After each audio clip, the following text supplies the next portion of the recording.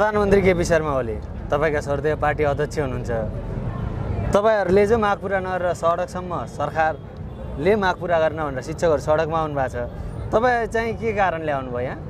एकबद्धता जनाउन आउनुभयो भन्न नमाने माग पूरा गर्ने निकाय नै तपाईहरु हो भन्दा हुन्छ। तपाईहरुले त पञ्चायती शासन व्यवस्था हटाइकन गणतन्त्र निर्माण मार्फत चाहिँ संविधान ल्याइसक्नु भयो। संविधान निर्माण गरेको 3 वर्षभित्र चाहिँ ऐन ल्याउनु पर्ने, अहिलेसम्म किन विलम्ब गरेर बसिरहनु भएको छ? यो पर्खेर उहाँलाई बसे होइन, उहाँ अब सडकमा आएर हामीलाई जवाफ दिनुपर्छ र सम्बन्धित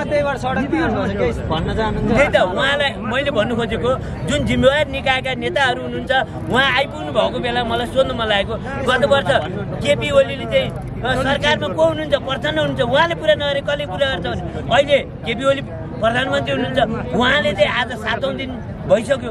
यो बेलासम्म मास्टर सडकमा सुत्नु पर्दैन, तपाईहरु फर्किनुहोस्। सडकमा नसुत्दा त उहाँले हाम्रो माग सम्बोधन गर्नु भएन, सडकमा सुत्दासम्म अब सडक सुत्ने मात्र। आज नेकपा एमालेका अध्यक्ष केपी ओली सरकारमा हुनुहुन्छ होला, तर सरकार त यो पहिलो होइन, अविच्छिन्न उत्तराधिकारवाला संस्था हो। सरकार पहिला पनि थिए, उहाँ पनि हुनुहुन्थ्यो, अरू पनि हुनुभयो, अरूले पनि पुरा गर्दा। तर प्रधानमन्त्रीले पनि विश्वास आर्जन गर्न सक्नु भएको देखियो चाहिँ कस्तो भने आफू सरकारमा बसेको बेला अलिकति मुस्किल हुन्छ भन्ने, बाहिर बस्ने बित्तिकै ठिक छ आन्दोलन जायज छ तपाईहरुको भनिदिने गरिरहँदा के भन्न सक्छु भने देशले धान्ने गरी राज्यको सामर्थ्यले सम्भव हुन सक्ने मागहरू छिटोभन्दा छिटो सरकारले पुरा गर्नुपर्छ र शिक्षकहरूलाई चाहिँ स्कुलमा पठन पाठन गर्नका लागि छिटोभन्दा छिटो फिर्ता हुने वातावरण सिर्जना गर्नुपर्छ भन्ने कुरा चाहिँ राख्न चाहन्छु। र हाम्रो पार्टीका अध्यक्ष सम्माननीय प्रधानमन्त्रीज्यूले हिजो मात्रै पनि राज्यका महत्त्वपूर्ण व्यक्तित्वहरू निकायका जिम्मेवार व्यक्तिहरूसँग छलफल पनि अघि बढाउनु भएको छ र मलाई लाग्छ आज उहाँ मधेस प्रदेशको कार्यक्रममा हुनुहुन्छ र फर्केपछि सम्भवतः केही पहल कदमी हुन्छ। शिक्षकहरूले पनि के भन्नुभएको छ भन्दा के माग पुरा गर्न सक्ने हो या सक्ने होइन त्यो चाहिँ सरकारले प्रश्न भन्दै हुन्थ्यो बरु भन्नुभएको छ। प्रधानमन्त्रीले पनि घर जानुहोस् तपाईहरुको जायज माग पुरा गर्छौँ मात्रै भन्नुहुन्छ। यो माग चाहिँ तपाईहरुको पुरा गर्छ भनेर सरकारले चाहिँ किन भन्न नसक्या होला? अब ठ्याक्कै यो माग पुरा गर्छौँ भन्नका लागि केही अध्ययनहरू पनि गर्नुपर्छ।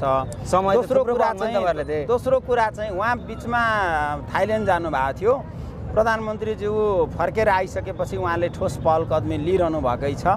मलाई लाग्छ 1-2 दिनभित्र केही न केही यसको समाधान निस्किन्छ। त्यसका लागि शिक्षक साथीहरू पनि वार्तामा जानुपर्छ र सरकारले पनि सम्भव कुराहरू बताउनुपर्छ र बिचबाट कुनै न कुनै समाधान निकाल्नुपर्छ। त्यसको अर्को कुनै विकल्पै छैन। सरकारले वार्तामा बोलाउँदा पनि शिक्षकहरू नजानुमा सरकारप्रतिको जुन विश्वास कम भएको जस्तो देखिन्छ नि। अब कार्यवाहक प्रधानमन्त्री आज नेकपा एमालेका अध्यक्ष केपी ओली सरकारमा हुनुहुन्छ होला, तर सरकार त यो पहिलो होइन, अविच्छिन्न उत्तराधिकारवाला संस्था हो। सरकार पहिला पनि थिए, उहाँ पनि हुनुहुन्थ्यो, अरू पनि हुनुभयो, अरूले पनि पुरा गर्दा। तर प्रधानमन्त्रीले पनि विश्वास आर्जन गर्न सक्नु भएको देखियो चाहिँ कस्तो भने आफू सरकारमा बसेको बेला अलिकति मुस्किल हुन्छ भन्ने, बाहिर बस्ने बित्तिकै ठिक छ आन्दोलन जायज छ तपाईहरुको भनिदिने खालको चाहिँ जुन प्रवृत्ति थियो, अन्त पनि देखिन आएको प्रवृत्ति यहाँ पनि देखियो। यो प्रवृत्ति चाहिँ म के आग्रह गर्न चाहन्छु भने हाम्रो देशको जिम्मेवार नेताहरू चाहिँ वास्तवमा सिजनल कुरा गर्ने, म प्रतिपक्षमा छु कि सरकारमा छु भन्ने आधारमा आफ्ना अभिव्यक्तिहरू सार्वजनिक गर्ने कुराले नेतालाई सुहाउँदिलो कुरा हुन सक्दैन। त्यसकारण नेताले बाहिर बसोस् भित्र बसोस् यथार्थ कुरा बोल्नुपर्छ, सम्भव कुरा बोल्नुपर्छ र प्रधानमन्त्री हुँदा पनि पुरा गर्न सकिने कुराहरू चाहिँ बोल्नुपर्छ जस्तो लाग्छ मलाई।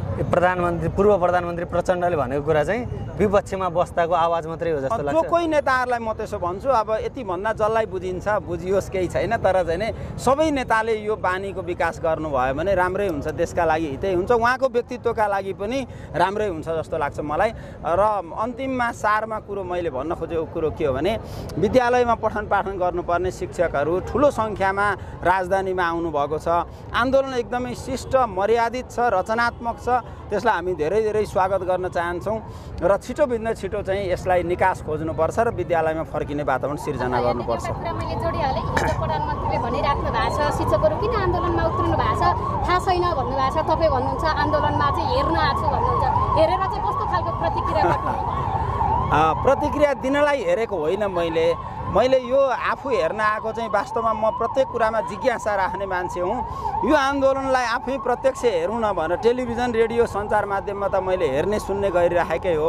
आफै प्रत्यक्ष आफै उपस्थित भएर हेरौँ भनेर आएको हुँ।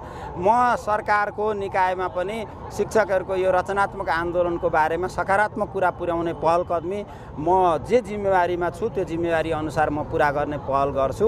यो आन्दोलनप्रति मेरो पुरापुर सद्भाव छ र शीघ्रातिशीघ्र यो मागहरू पुरा गरेर चाहिँ यो आन्दोलनलाई बैठान गर्नुपर्छ भन्ने मान्यता मेरो हो। माग पुरा हुन्छ भन्नेमा तपाईँ चाहिँ कति विश्वस्त हुनुहुन्छ? हुँदै जिम्मेवार नेता हुनुहुन्छ, कति बोल्न मिल्ला नमिल्ला? होइन, बोल्न मजाले मिल्छ। जानेका के अरे आफूले थाहा पाएका कुराहरू बोल्न डराउने मान्छे म होइन, त्यस कारण नमिल्ने भन्ने कुरै हुँदैन।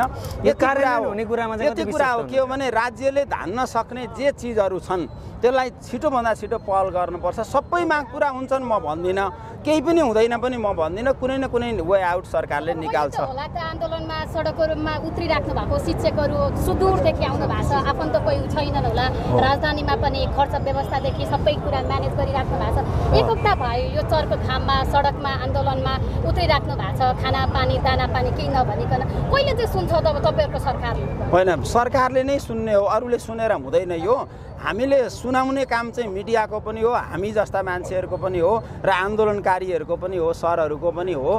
छिटोभन्दा छिटो सरकारले सुन्नुपर्छ र छिटो छिटो यसको समाधान पनि दिनुपर्छ। मलाई लाग्छ धेरै विलम्ब हुँदैन, अब छिटै यसको समाधान। अर्को हप्ता कुर्न पर्दैन।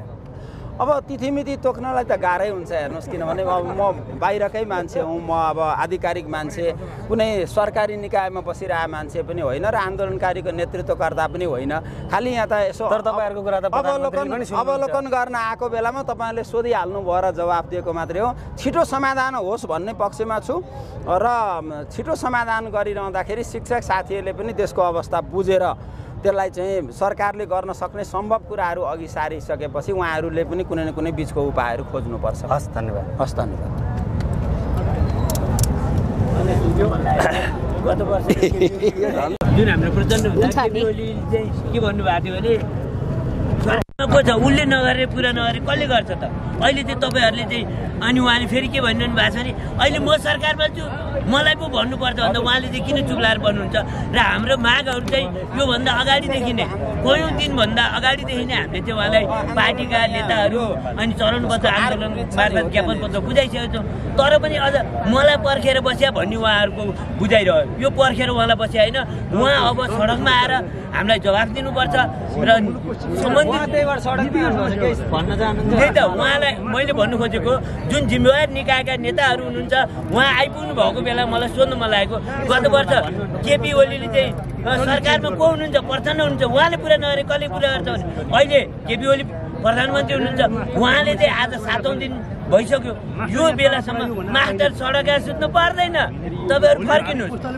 सडकमा नसुत्दा त उहाँले हाम्रो माग सम्बोधन गर्नु भएन। सडकमा सुत्दासम्म अब सडक सुत्ने मात्र होइन, अब हामी सडक ठप्प पारेर अभिभावक समेत ल्याएर चाहिँ बस्नुपर्ने बाध्यता भइसकेको छ। 28 सालदेखिको चाहिँ ऐन जुन चलिरहेको छ नि पञ्चायती शासन व्यवस्थादेखिको, तपाईँहरूले त पञ्चायती शासन व्यवस्था हटाइकन गणतन्त्र निर्माण मार्फत चाहिँ संविधान ल्याइसक्नु भयो। संविधान निर्माण गरेको 3 वर्षभित्र चाहिँ ऐन ल्याउनु पर्ने, अहिलेसम्म किन विलम्ब गरेर बसिरहनु भएको छ?